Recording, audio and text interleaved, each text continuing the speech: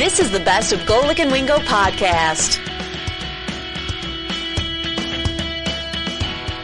Golic and Wingo on ESPN Radio and ESPN News, presented by Progressive Insurance. All phone guests join us on the Shell Pennzoil Performance Line.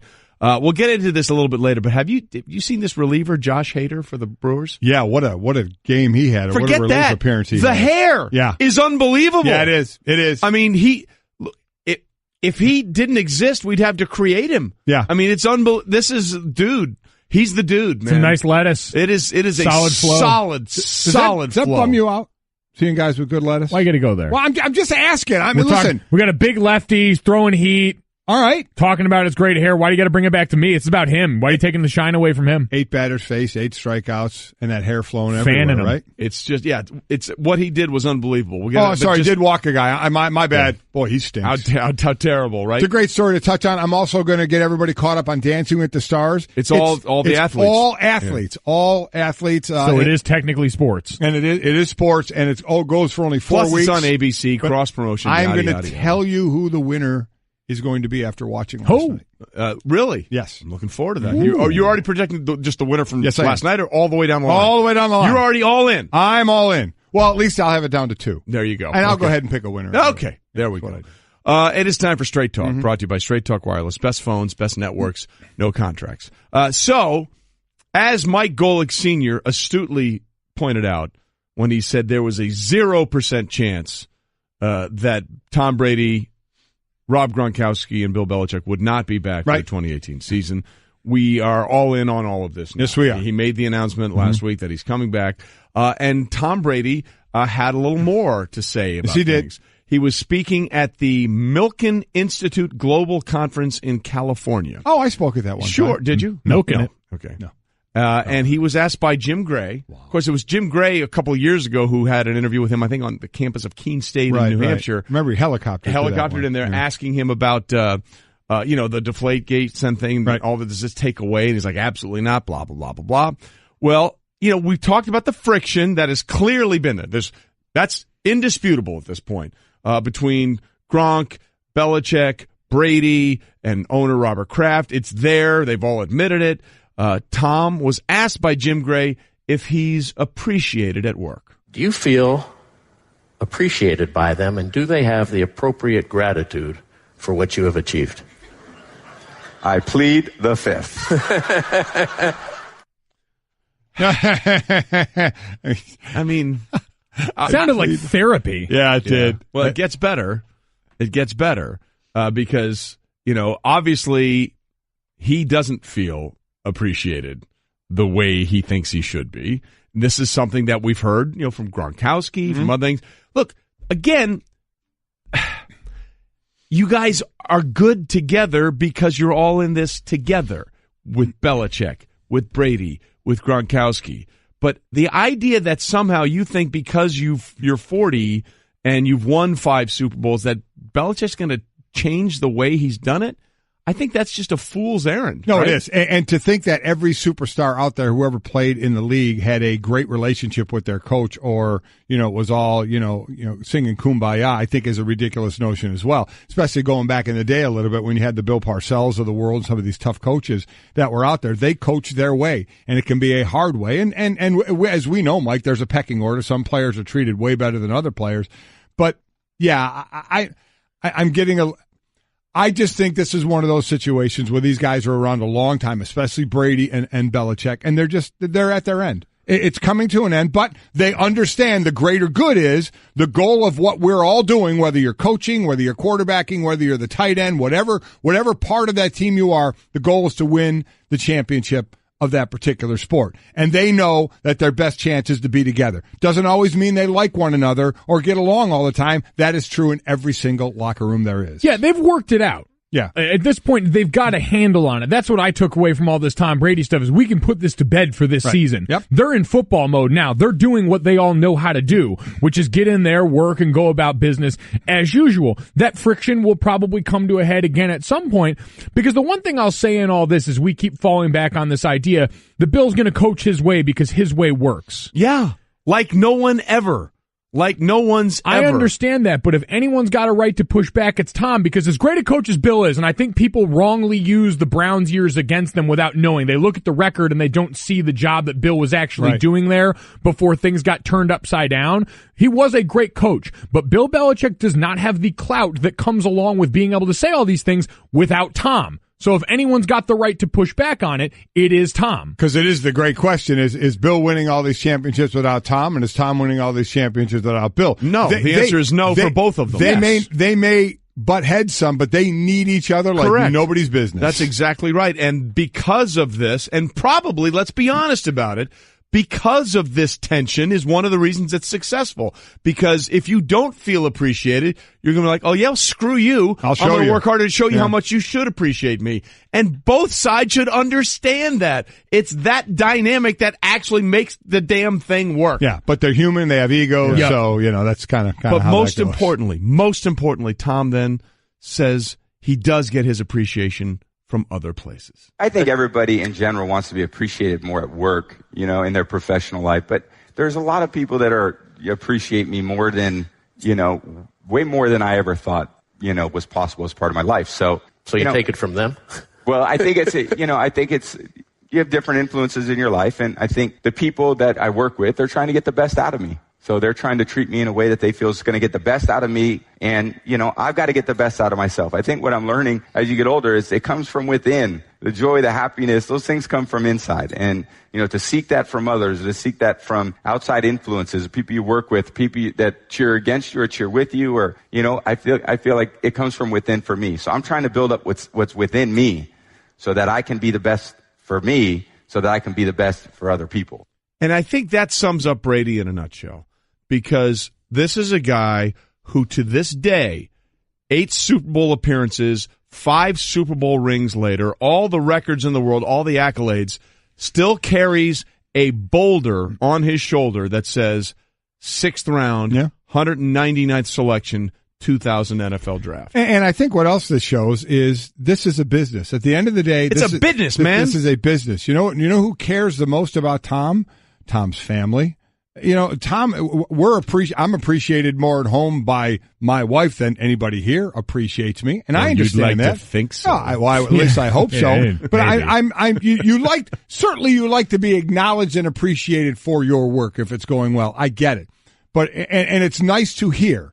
But at the end of the day, you realize, what? Tom has the accolades he has. Bill has the accolades he has. It's a business going forward. Tom gets treated better than just about anybody out there, but Bill is a tough coach. We get that.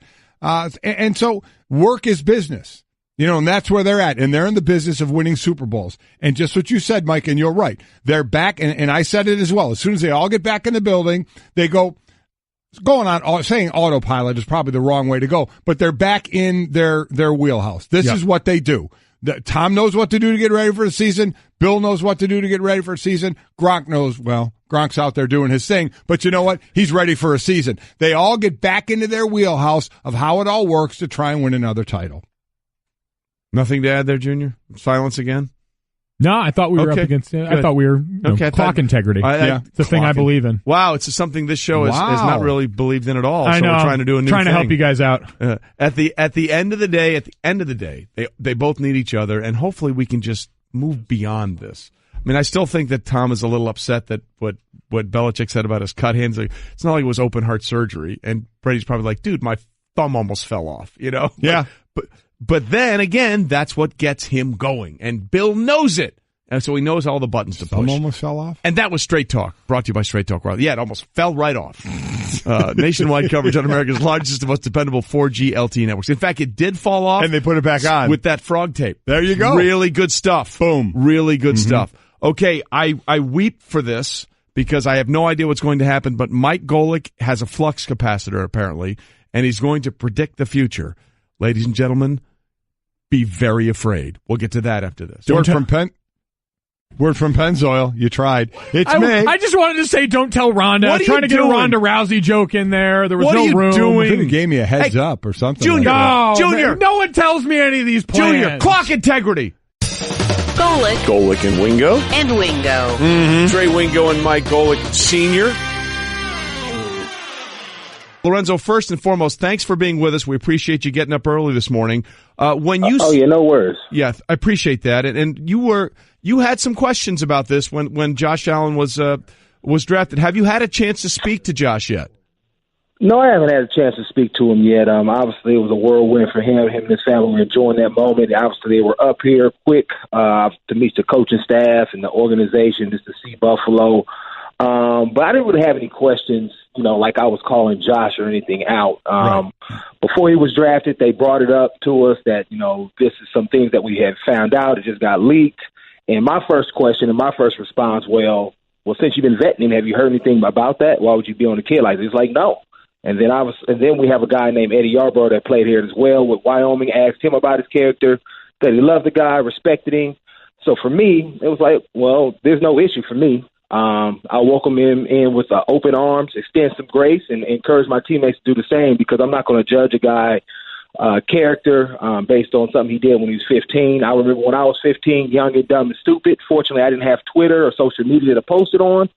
So a lot of my stuff can stay in the past, and nobody can bring it up because they can, obviously photo screen it or tape it or whatnot and bring it up when it's at your biggest moment.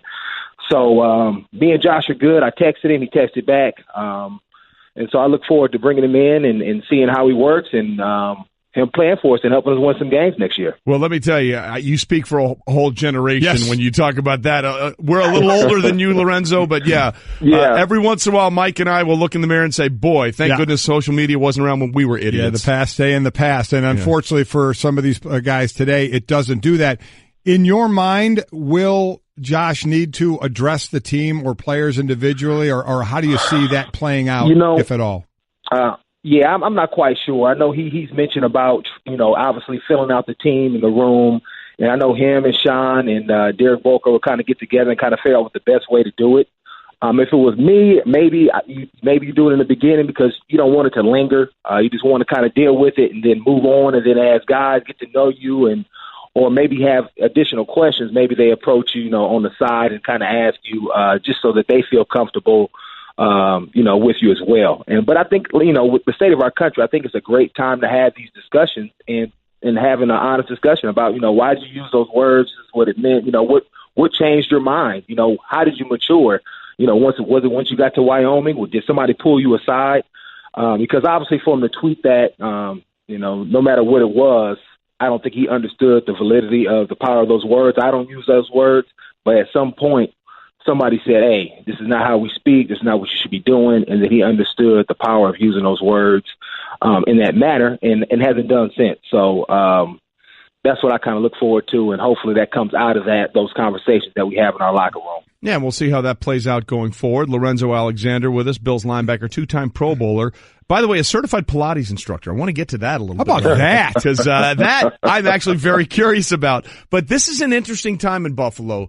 Lorenzo, you guys finally ended the longest playoff drought, active playoff drought in NFL history last season. You were in that game all the way with Jacksonville. Not only do you draft Josh Allen to be the quarterback of the future, but you also get the linebacker Tremaine Edmonds. Listen, this is a young dude, man, who is out there and ready to make a lot of plays.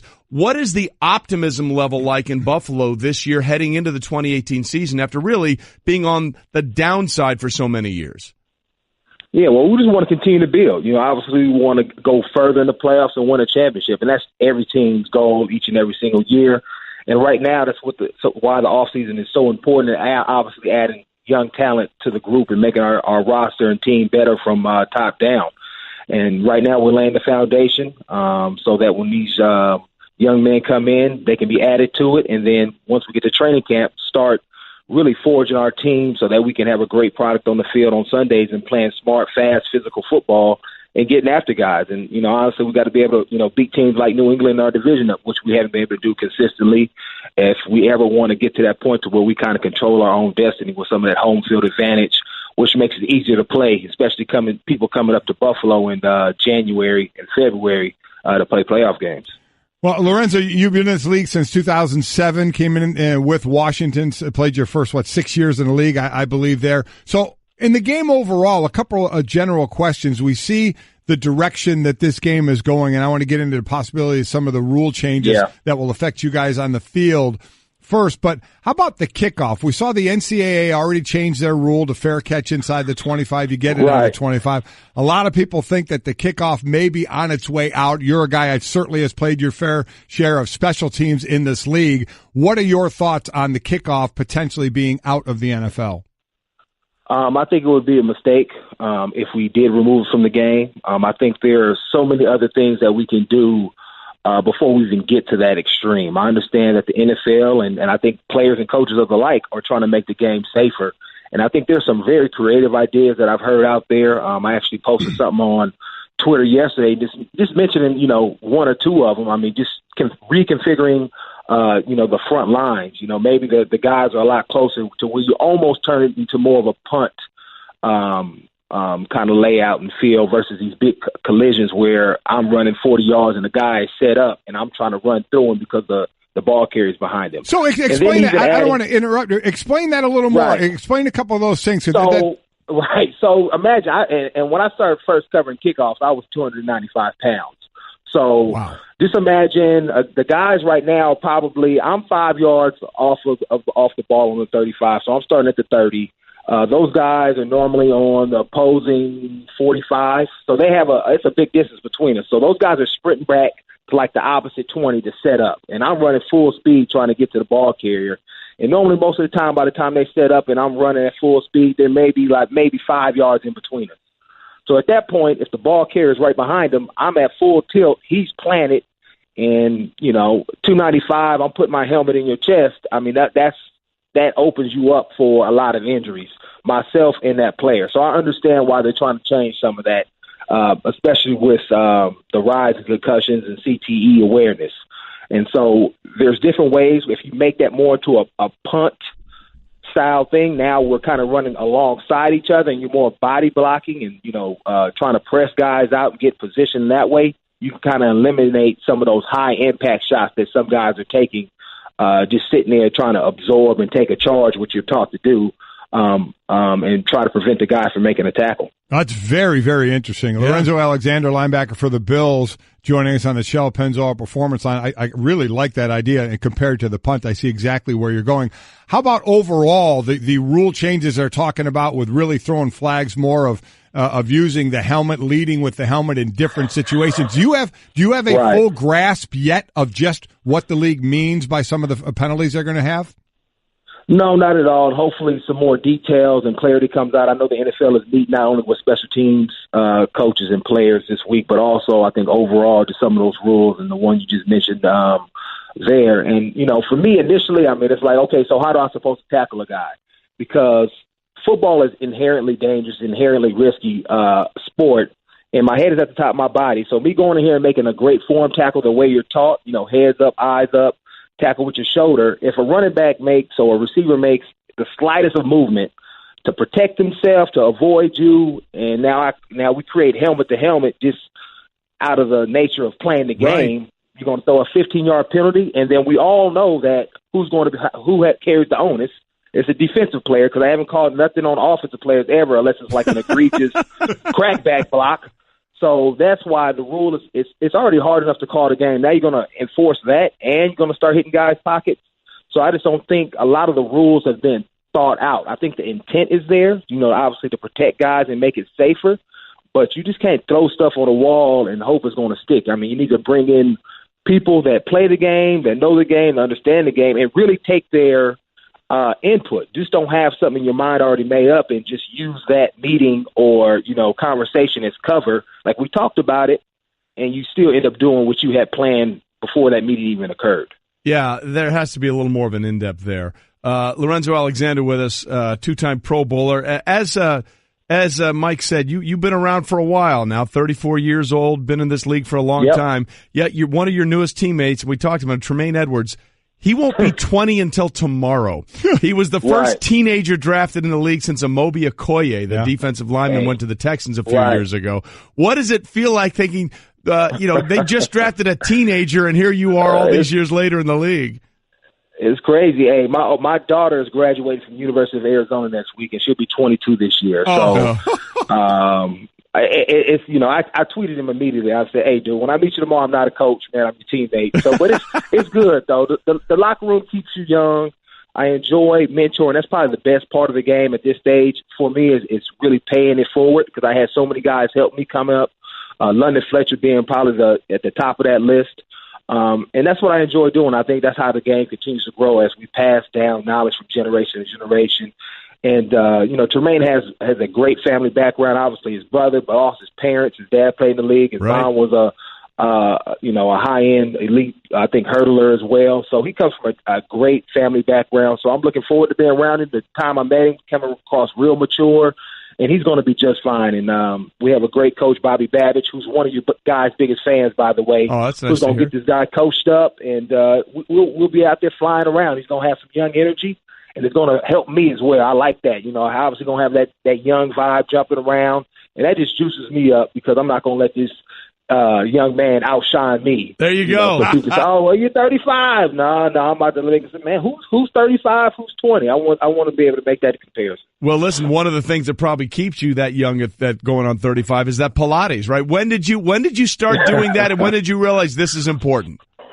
I probably started doing it probably in 2009, 2010 with Kedrick Golston, who's a teammate of mine up in Washington. He had started doing it first, and he had asked me, I was like, "Nah, that's for women, man. Men don't do that type of stuff." And I saw the fruits of his labors doing it and said, let me try it. I had started changing positions, losing some weight during that time, and wanted to add something else to myself to help me out, and just connecting my core, to your big muscles, your powerhouse, flexibility, mobility. All those things allowed me, as I lost my weight, to kind of still keep my strength and my power, and was just way more efficient and limited a lot of injuries. And so I think that has been a huge part in my longevity, now going into year 14. And I just continue to do it. I do it, 2 to 3 times in the off season, at least once a week during the season. And it's really just helped me supplement all the heavy, big power lifts that I do throughout the year. Yeah, core strength and flexibility, man. Those are the two tenets of Gary Player, the golfer, who's 80-plus years old and still in great shape than most people. So you're on the right path. Hey, Lorenzo, we really appreciate you being with us, and thanks for sharing, obviously, what was a big part of the draft weekend and the story with Josh, and we look forward to seeing how it plays out going forward. Great stuff, Lorenzo. Thanks. I appreciate you guys. Golic. I tell you what, a great sports night last night, no doubt about it. And Wingo. What a day, what a show, what a time. 1, 2, 3, 4. Hey everyone, Mike Golic here. Support for the Golic Wingo podcast comes from our friends at Rocket Mortgage by Quicken Loans. Chances are you're confident when it comes to your work, your hobbies, your life. Rocket Mortgage gives you that same level of confidence when it comes to buying a home or refinancing your existing home loan. Rocket Mortgage is simple, allowing you to fully understand all the details and be confident you're getting the right mortgage for you. To get started, go to rocketmortgage.com/Mikes. Equal housing lender, licensed in all 50 states, NMLS, consumeraccess.org number 3030. I just saved hundreds of dollars by switching to Geico. I feel like a whole new person.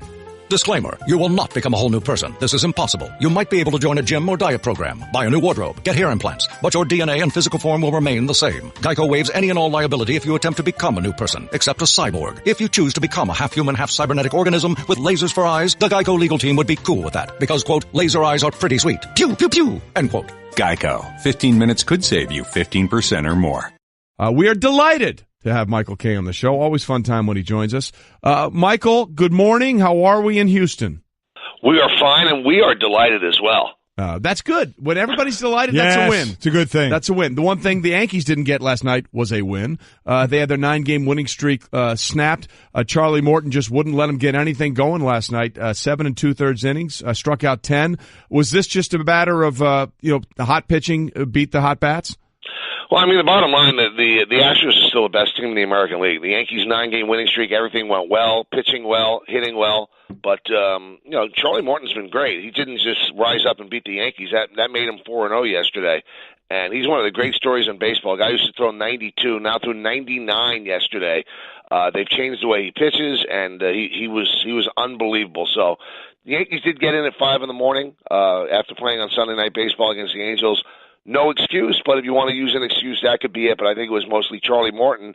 And that's the Astros formula. You know, their bullpen's been great and their starters have been great. And the Yankees, dating back to last year, cannot win in that ballpark. I think they've scored 0 or 1 run in the last 6 games at that ballpark, now 7. Yeah, and ballpark or pitching, one way or the other. You know, that seems to be the issue there. But, you know, Michael, the one thing that's really interesting about this is that the Astros sort of came out and said, hey, before this game, it's not just the 38th or the 28th game of the regular season. We want to send a message to the Yankees that we're still the team to beat. Well, I think the Yankees know that, and certainly if they wanted to use that as motivation for themselves, well, that's cool. The one thing that I just don't understand is when people are saying, oh, the Yankees could get revenge for last year's ALCS. No. Tell me how. Yeah. So even if they swept this 4-game set, the Astros still won the World Series. There's no such thing as revenge. I think this is a good barometer and a good litmus test for both teams, where they are, what they have to do, where they have to move forward. But off of last night's game, think about it. The Yankees have to be thrilled. That was Sonny Gray's best start of the year. Charlie Morton was great, so the Astros have to be thrilled. It was a good old pitcher's duel that took 2 hours and 31 minutes. So even better. Jim Cott is happy. So, and in this game, the last game or the last month, a day of the month, you have the first time ever that in a month in baseball there were more strikeouts than there were hits, and the Yankees certainly added to that with 14 strikeouts. Stanton having 3 of those, he has 43 now. We'll get to that. Michael, you've been around this game a long time, and this is the first time that has happened. More Are you strikeouts calling him in a old? month.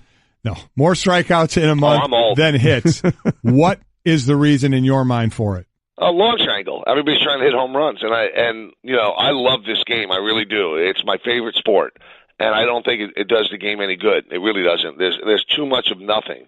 There's a lot of walks, there's a lot of strikeouts, and there's a lot of home runs. So there's really not much movement when those things happen. Yeah, home run, a guy trots around the bases, but everybody's trying to hit home runs, and the way the analytics have figured it out, it's okay to strike out. So when it's okay to strike out, they're going to strike out. There's no more two-strike approach anymore. People are trying to hit the ball out, even if it's 1-2 or 0-2. In the past, you would shorten up, go the other way, and pick up a single. That's not the case anymore, and it works. It proves out, if you shut it into a computer, that's the way to play the game in order to win the most games that you can. I just don't know if it's the most entertaining thing for the sport.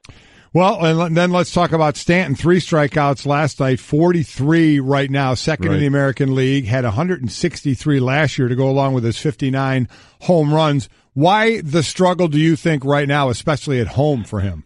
It's hard to figure out, Mike. It really is, because there are some days he looks great. There was one game at home that he picked up 4 hits, and you figure, okay, he's turned the corner, and then he gets back to the striking out. Strikeouts are part of his game, but last year they were not as prevalent as they are this year. So I really don't have a good answer for it, because just when it looks like he's coming out of it, he slides back into it. He has a lot of 3 strikeout games. He's had a 4 strikeout game as well. He had a 5 strikeout game at some point. It's there. You know it's going to be there. He hit a couple of balls really well in Anaheim that just went to the warning track.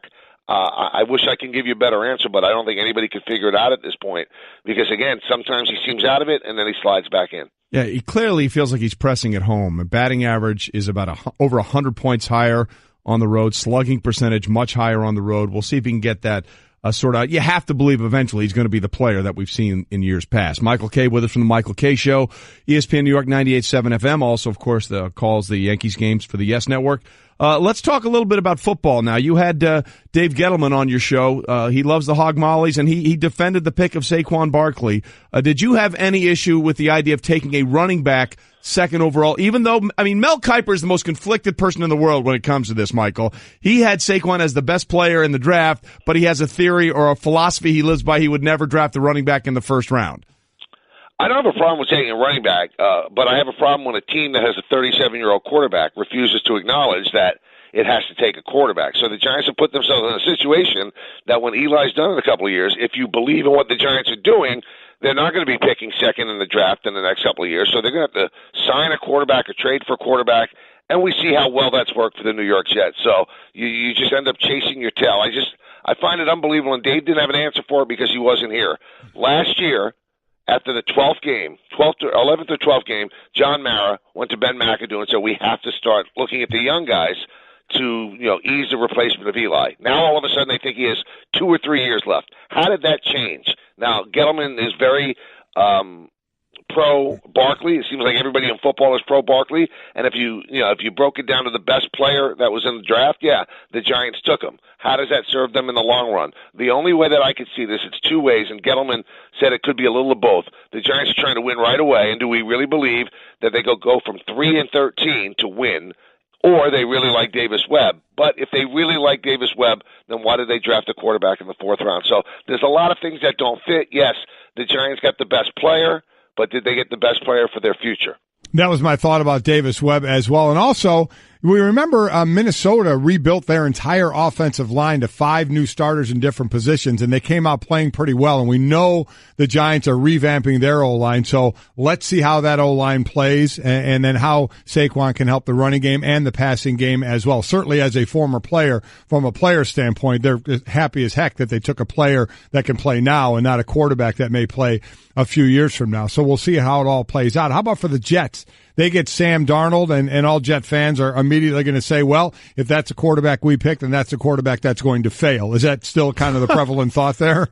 That sounds like, same old Jet fans. I will say that. We have not gotten that on the show that much, but I think that the Jets got the best quarterback, the one that they really wanted anyway. That's what Mike McCagnon said on the show yesterday. He would not downgrade any other quarterbacks, but it seemed like they were thrilled that he dropped to 3rd. And maybe just maybe over the last 3 years now, the football gods are smiling on the Jets. They were at 6 the last 2 drafts, and they got really great players dropped to them that they did not expect to be there, and those players have proven out to be very good. There was all this suck for Sam talk before the season. The Jets didn't. They went out and tried to win as many games as they possibly could. And they got the 6th pick. They moved up to the 3rd, and there was Sam Darnold. So I think they were shocked when the Browns took Baker Mayfield. Shocked. And then they held their breath that the Giants were going to take Darnold. And then when the Giants took Barkley, boom, there's the player that they ultimately wanted anyway. So he's 20 years old. I don't think he's going to help right away. But in terms of the upside of the 5 quarterbacks taken, he probably has the highest one. I think the Jets did very well in this draft. Yeah, listen, Michael, you may be right there. And what I love about Darnold is that he has that sort of quiet confidence. Like he's not braggadocious like Baker is. He doesn't have to come out there and do that stuff. Well, one of my favorite stories about Sam was, he was the second high-profiled quarterback to commit to USC. And normally after one quarterback commits to USC or a big school, another quarterback doesn't want to go there. They want to be the guy. But he was the second guy in, and he said to then offensive coordinator Clay Helton, hey, best guy plays, right? And by the end of training camp that year at USC, his freshman year, that high-profile pick, the first one, Ricky Town, was in the process of transferring to Arkansas, and Darnold was there and going to be established as a starter. He just went in there and took it, and that's what I love about his attitude.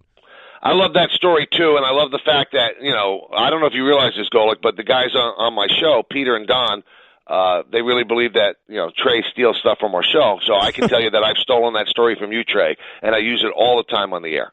And listen, in this business, everybody's a thief. And you know what? It's okay.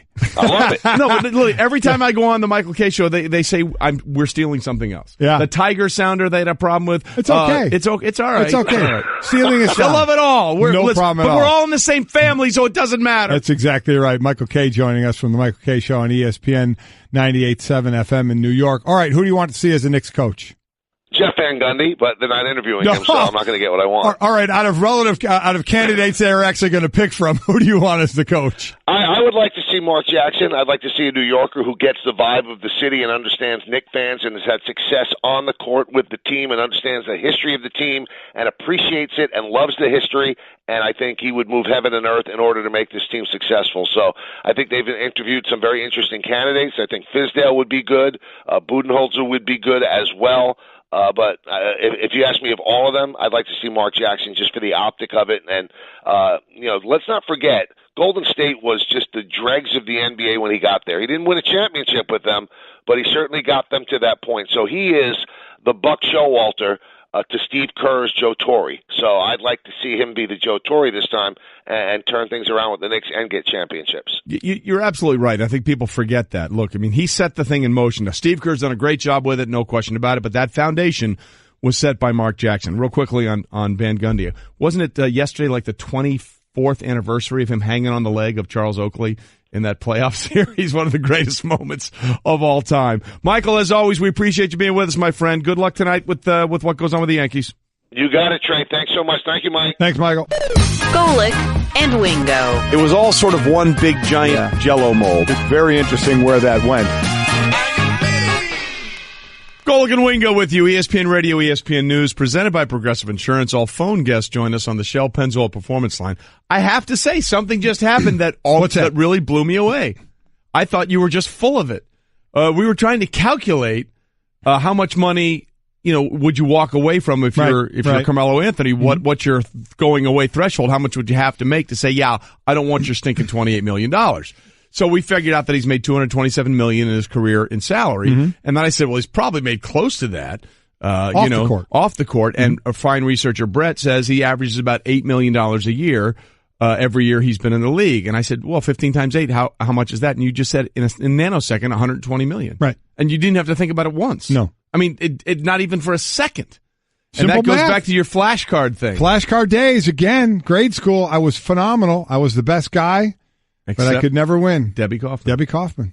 She was my nemesis. That was really impressive. I would have gotten there eventually. You know, as quickly as I got that, sitting here with you, Debbie would have got it that much faster. And it would have aggravated me still. If she was sitting where my son sits, and we said 8 times 15, she would have said it just ahead of me.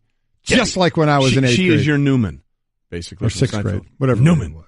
So I got to say, that was very impressive. Thank you. So Appreciate that. You continue to surprise me in ways that I could not possibly surprise you understand. with simple math, huh? No, 15 times 8, I would have been like 30. I would have gotten there, but that was very good. Okay. That was very good. You know what else is very good? What's that? What's trending? Yeah, it is. 76ers Ben Simmons says he's not bothered by the Celtics fans' not a rookie chant. Of course, that's the debate, whether or not Ben Simmons or Donovan Mitchell is going to win Rookie of the Year. And on a technicality, Ben Simmons is a rookie, even though he's been around and he didn't play last year. But he said, it didn't bother me at all about calling him not a rookie in the redshirt situation. Is that really a chant that's going to bug you? Not a rookie. Not a rookie at you? Yeah, I mean, really? Of all the things that we've heard that have been said to players, and in basketball, you are right there. I mean, not a rookie? I wouldn't even show up on the radar to me. I mean, would it? I mean, why would you care if they say not a rookie? I would expect that answer on him. Not a rookie. Yeah. It doesn't bother him. I would be more, scratching my head if he said, that got to me a little bit. That ticked me off. That really drove me crazy. Really? So this isn't really surprising to me. 15 times 9. 15 times 9? Yeah. 135. There you go. That was an easy one. You just 15. Well, I knew it was 120. Add 15 to it. There you go. I was just showing off for you. By the way, Ben Simmons and Donovan Mitchell are on to the second round. In all likelihood, in one way, shape, or form, they're going to go 1-2 in the rookie voting. The last time the top 2 Rookie of the Year finishers each won a playoff series, that would be 1980. When Larry Bird bested Magic Johnson for Rookie of the Year. Okay. So very cool. So that's sort of the pace we're looking at with these two guys. Meanwhile, having not played since March 23rd with that grade 2 MCL sprain, Steph Curry officially listed as probable for tonight's Game 2 against the Pelicans on ESPN Radio. Would you even think about playing him until you knew he's 100%? Well, I mean, here's the thing. They don't have to rush him back. Correct. So he is, I'm sure, as close to 100% as he is going to be at this point. So get him back and play him. Yeah, I have this isn't like a situation where he still needs another week or so. They're in Game 7 and they need him to play to try and advance to the next round, right? Yep. This is Game 2 of a series era of 1-zip. So it's not like, oh my God, we better play him. It's like, he's ready. He sat out long enough. He's gone through all the rehab protocol. He's done everything. He's ready to play. Let's get him out on the court. That's what you do when someone's injured and they take the appropriate amount of time to heal up from that injury. There's really no need to sit him anymore. And we'll see how he goes and whether there's a lot of rust for him in the NBA playoffs. Meanwhile, as they say in hockey, let's do that hockey. And right now, nobody's doing that hockey better than the Golden Knights.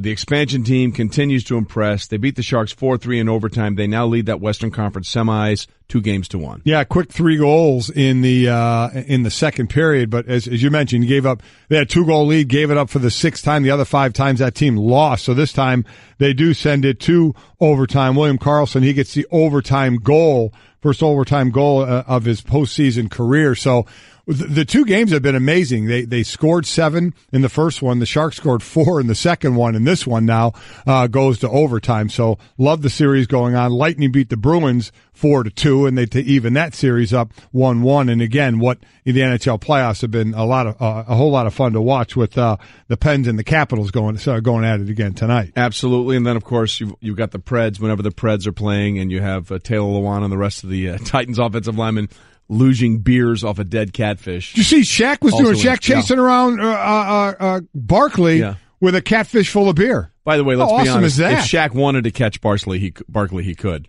Barkley's not moving that well these days. Yeah, but I mean, is either one of them, fast? Yeah, I'd go with Shaq over Chuck. Feel like that thing out on social media, that little league kid running slow motion to home plate. What did you think of that? I thought it was hilarious. I love the people so up. If that was my 3-year-old, he'd never play T-ball. Get over yourself. It's all over social media. It talks about the kid's home run trot. He's got, a young little kid. He's 3. And he's doing like a slow motion, one step at a time from third base to home plate. And at one point, the manager goes out and tries to hurry him along, and he kind of shushes him away and continues.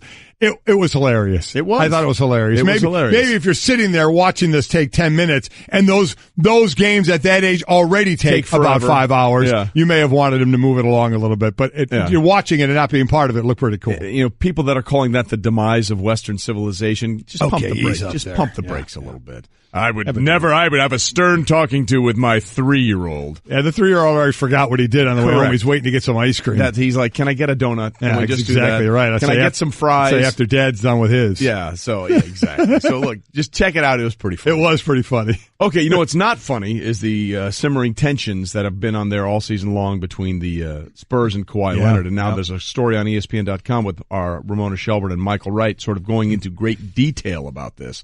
And the question becomes what they thought the injury was and how it was gotten, Mike. That seems to be the issue of this story. Yeah, there's a definite disconnect between these two, and it's something that Pop has talked about that they really need to try and smooth over. Remember, his max deal can be $219 million. Yep. That we'll see if he says no to that, if he's ready to move on. And boy, if he is now, again, he's on the hook for another year. So would they then trade him and say we're going to get something for him before we get rid of this guy? But he's a guy you thought he's already that guy.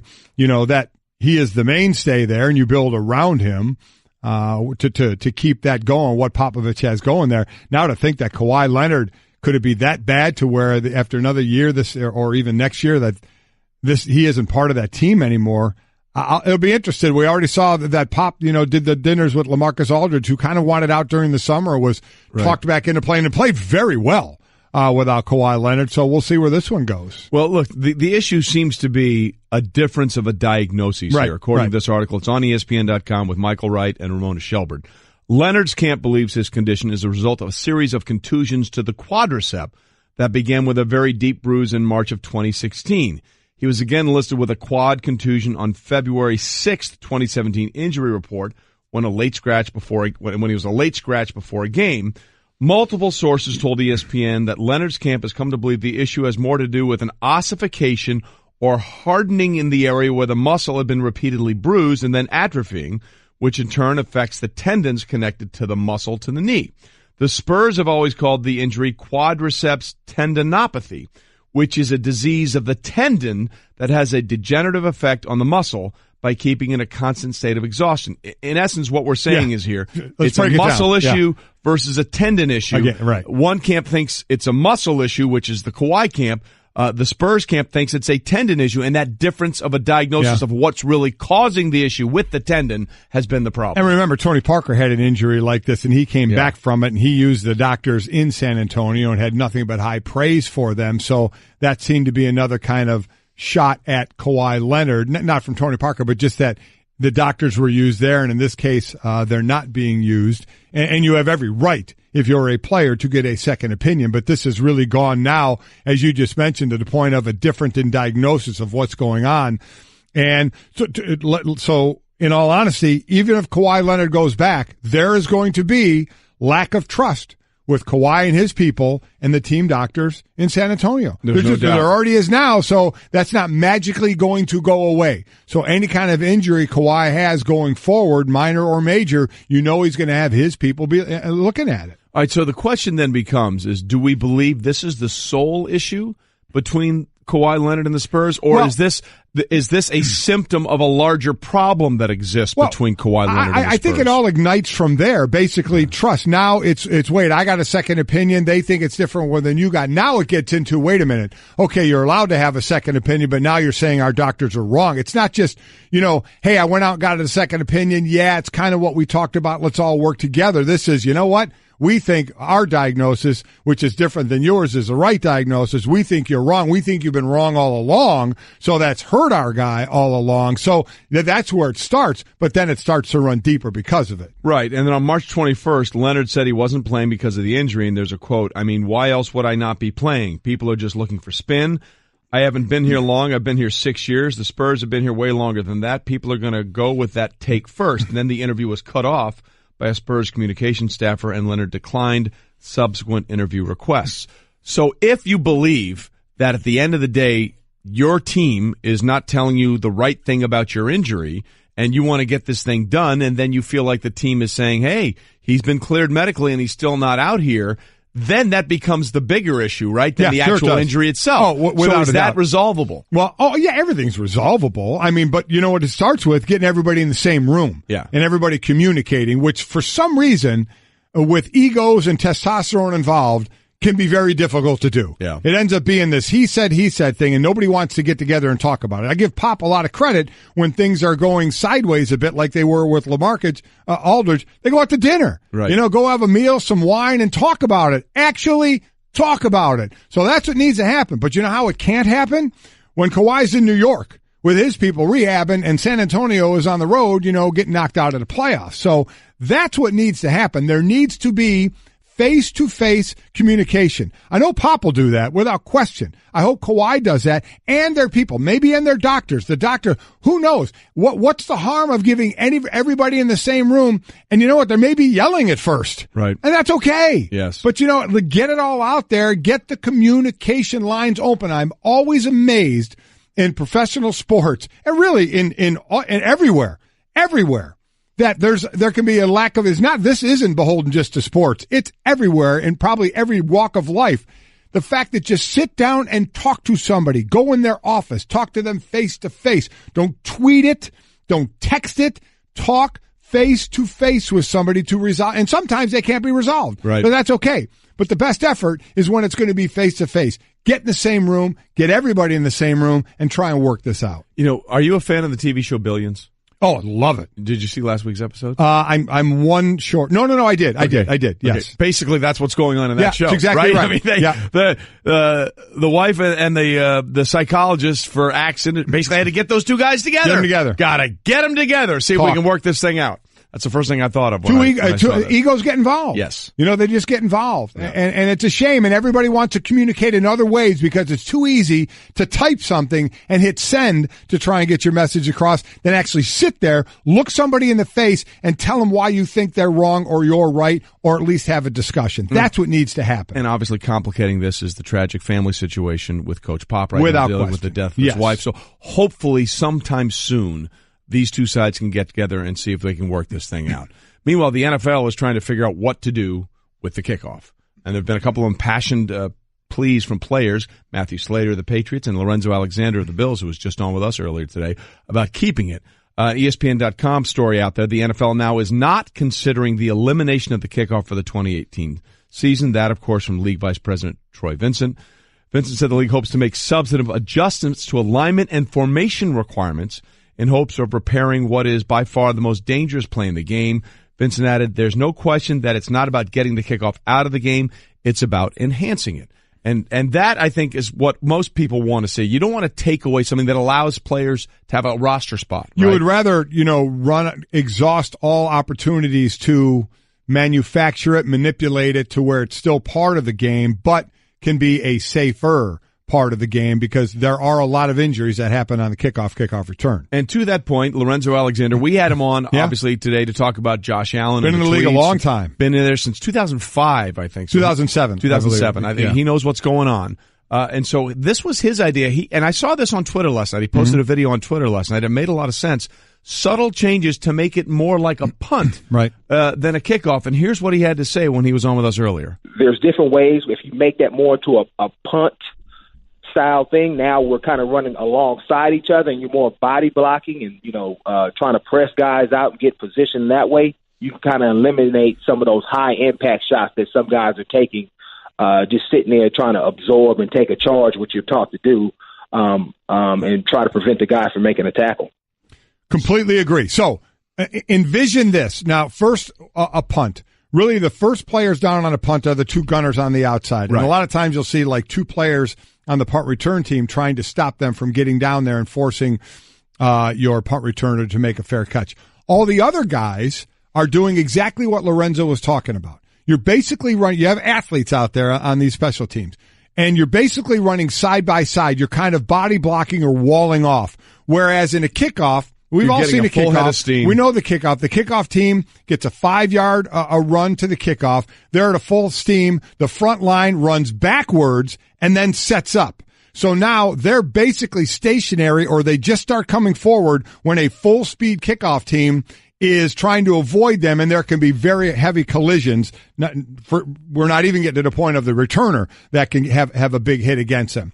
So what he's saying is put the lines closer together. Don't let there be that distance to let the kickoff team build up the speed, the head of speed. Right. Kind of like an onside kick situation. Right. So you're closer. So now you have the kickoff return team more running side by side with the kickoff team and wall blocking and body blocking and getting in the way of the kickoff team guys, so you don't have those big hits. I think that's an interesting idea. Now, obviously, if someone on the kickoff team runs by someone on the kickoff return team, they're still going to have a big head of steam built up for the kickoff returner.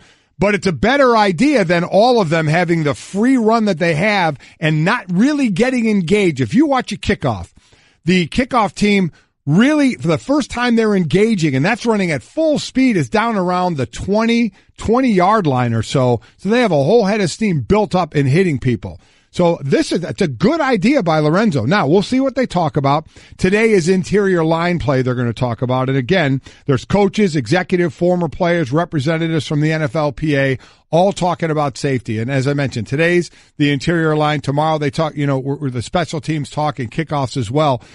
I would like to see some sort of manipulation to it rather than just say, let's get rid of it. Because there are those that are getting rid of it. Yep. They're just saying we're done with it. And again, we know college went to, if you fair catch it inside the 25, you get the ball at the 25. The interesting thing here is that there are so many football players like Lorenzo and Matthew Slater who believe, look, this is an integral part of the game. And before he gave us what he would like to be a suggested change, he explained why he's so passionate about kickoff staying in the game. I think it would be a mistake if we did remove it from the game. I think there are so many other things that we can do before we even get to that extreme. I understand that the NFL and I think players and coaches of the like are trying to make the game safer. And I think there's some very creative ideas that I've heard out there.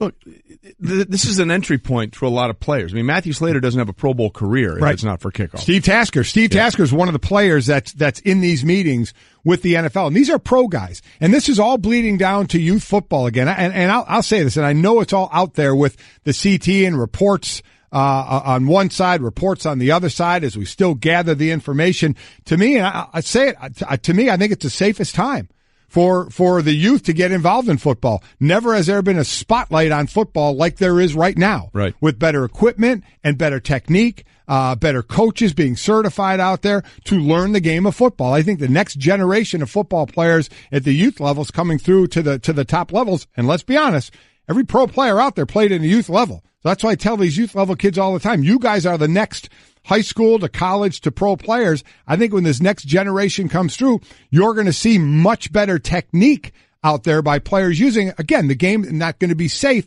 but you can make it safer by properly tackling on the field. Equipment is just getting better and better and better out there. So I think it is a good time with the spotlight on football right now to really get involved in the game and help make it a safer game, especially for our youth, which I think is exactly what's going on right now. And again, people are always talking about, well, you know, the demise of football, yada, yada, yada. The ratings suggest otherwise. Just so people understand, the first round of the draft got a significantly higher rating than Game 7 of the Pacers-Cavs. And that's what we're talking about here. It's a list of names that we just read off in some random order.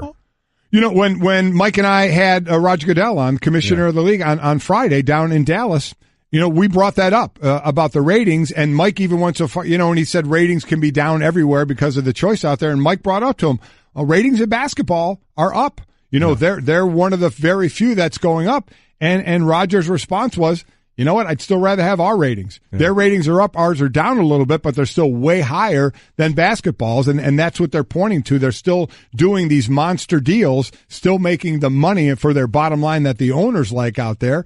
So, you know, their ratings, even though they are down a little bit, are still way higher than everybody else's. Yeah. At the end of the day, are there issues that need to be fixed in football? Absolutely. It's not a perfect sport. Nothing is. But at the end of the day, every other sport would like to have football's problems. Without question. That's just the fact. That's just the way it is. All right, coming up, our next guest can squat over 500 pounds, but now he's asked to carry an entire city on his back. Golic and Wingo. Let's not expect too much. There's only one person out there that's expecting way too much out of this guy too early. We know who that is. It's his father.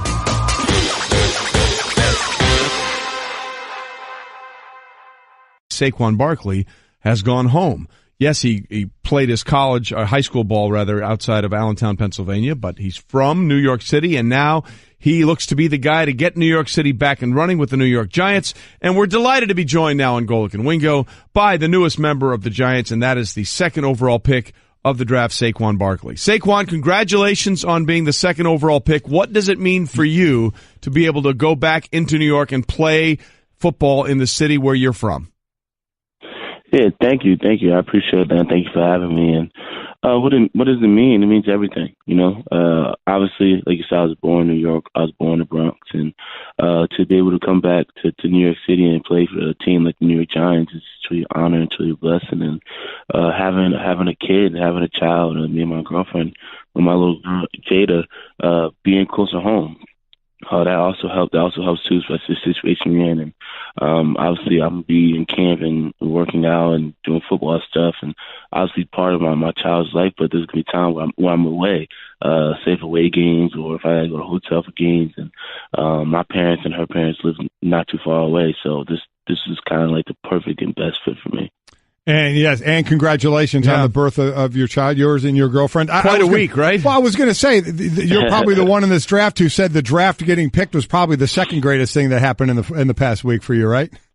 Yeah, exactly. This week was amazing for me, and first of all, having a child and stepping into fatherhood and have my little baby girl, and then be able to go live out my dream and go take another step to live out my dream, and that's in the draft. And this is a week and a moment that hopefully within 20 years, me and my family and my little girl can reflect back on.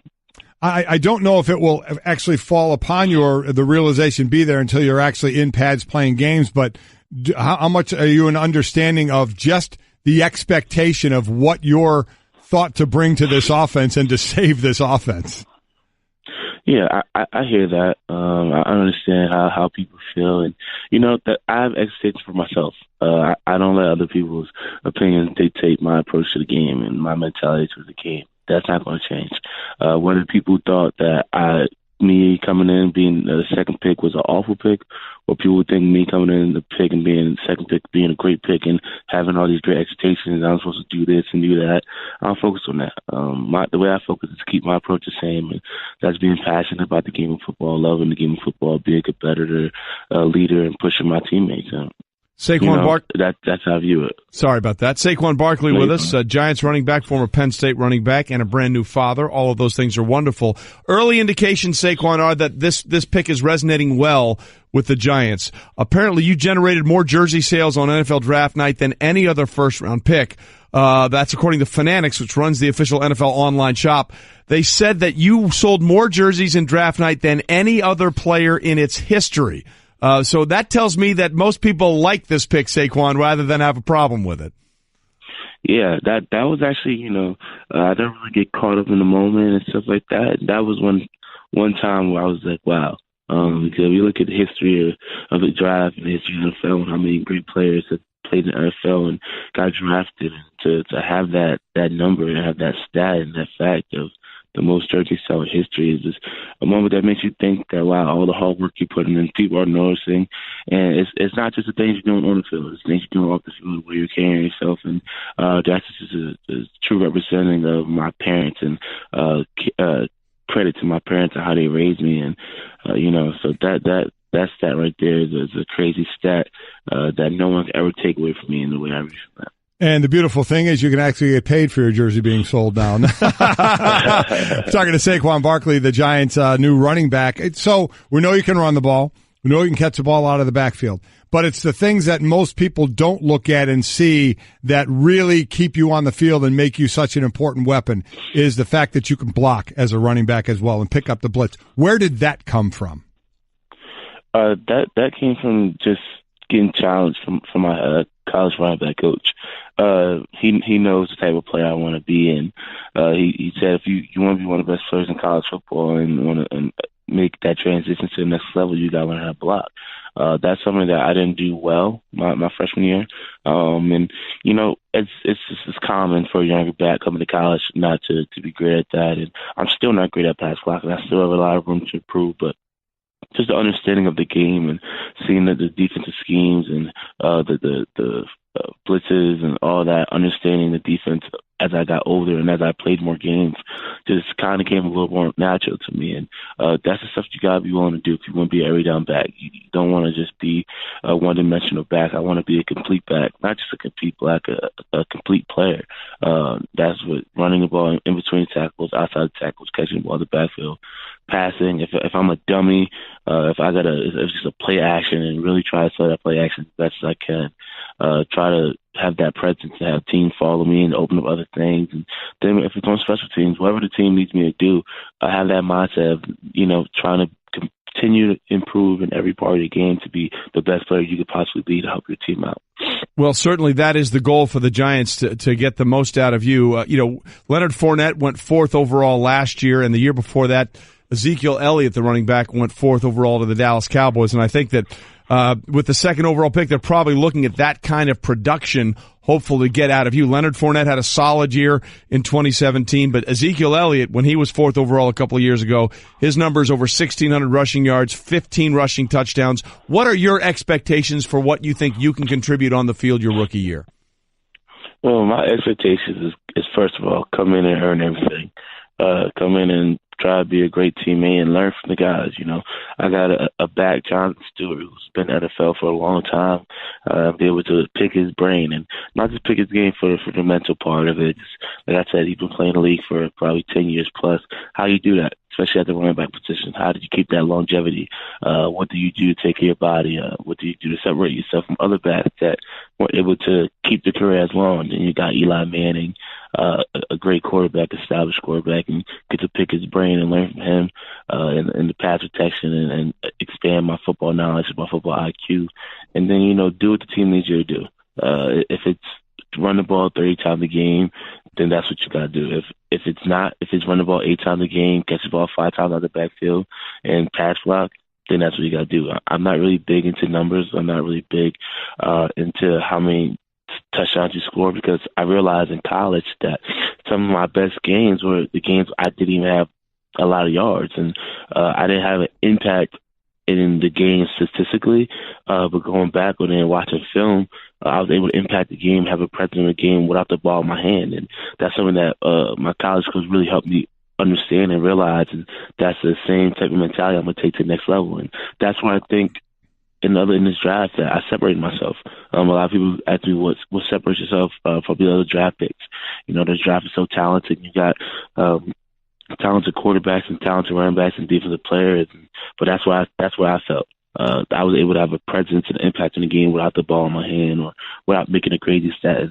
That's being a leader, and that's even like running a fake and bringing 4 guys with you on a game-winning play, come up and stepping up and putting your head in the pass block to try to create space for a quarterback to make a great pass. All those little things is what I'm trying to continue to bring on with the next level.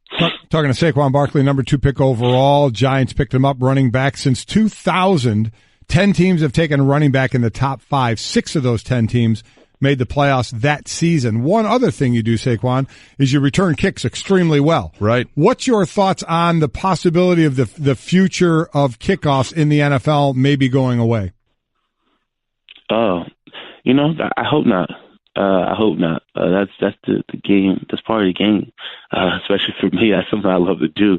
So I really hope that part doesn't go away. And I obviously think they got to come to agreement in a way that they feel it's healthy and safe. But I hope that part of the game don't come away. They don't get rid of that, because that's a game that's a part of the game you can impact games. I realized that in college, going back there and be able to have an impact back there. And you look at the Devin Hesters in the world, and I'm not saying I'm any Devin Hester, nowhere near close, but he's able to change the game. And especially if you have players, elite players that can go back there. That's part of the game. It's a fun part of the game that fans love to watch and fans love to enjoy. We'll see if that part of the game gets changed. Something it seems in your family needs to get changed. Your dad has a Jets tattoo. Yeah. But you said you were going to fix it after being drafted by the Giants. So how do you intend to fix said tattoo? That is a great question. How do I fix that? Because, tattoos are hard to remove and it hurts to remove. But, the way I view that is, we grew up Jets fans, and my dad still probably will be a Jets fan, but he'll be even a bigger Giants fan. And I think I'm gonna let him get away with the tattoo. I just hope it kind of just goes out in the smoke. Hopefully, have a lot of success at the Giants that no one even remembers about the Jets tattoo. So hopefully, 4 to 5 years from now, that's not even brought up. I'm trying to get rid of it away, but it keeps coming back. And you guys don't let it go. Well, listen, I have a sneaking suspicion your dad's going to become more of a Giants fan. I would say so. I'm going to put all my chips on that table for sure. Saquon, listen, we appreciate you being with us. Look forward to watching you play with the Giants. It should be a lot of fun. Thanks for stopping by this morning. Thanks, Saquon. No problem. Thank you guys for having me so much. This has been the Best of Golic and Wingo podcast. You can listen or subscribe on the ESPN app, Apple Podcasts, or just ask your smart speaker to play Golic and Wingo. Plus, you can check the guys out live weekday mornings from 6 to 10 Eastern on ESPN Radio and on ESPN News.